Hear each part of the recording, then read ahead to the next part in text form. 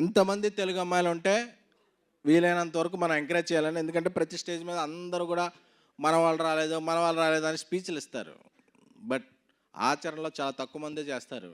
అది వాళ్ళ ప్రాబ్లమ్స్ అవ్వచ్చు. బట్ నేను ఒకటే అనుకున్నా, మన వాళ్ళని మనం ఎంకరేజ్ చేయాలి బై, అంతే కదా మనకు తెలిసింది. సో అందుకని అలాగని కేరళ నుంచి వచ్చిన సంయుక్త గారు కూడా మన అమ్మాయి, ఎందుకంటే ఆవిడ ఇక్కడ ఇల్లు తీసుకున్నారు. సో ఇక్కడ ఉండేవాళ్ళు ఎవరైనా మన వాళ్ళే.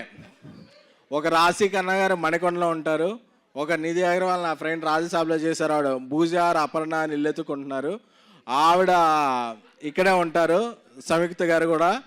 సో ఎవరైతే ఇక్కడ ఇల్లు తీసుకుని ఉంటారో వాళ్ళందరూ మన హీరోయిన్లపై, వాళ్ళందరికీ మనం జై కొట్టాలి. జై సంయుక్త గారు. ఎందుకంటే ఆవిడ చెప్పేయచ్చు, మనం ఫంక్షన్ రాగానే లేదండి నాకు అఖండ ప్రమోషన్స్ ఉన్నాయని చెప్పేయచ్చు. బట్ ఆ చెప్పలేదు కాబట్టి ఆవిడ మనసుకి షీఈ్ ద లక్కీ హ్యాండ్.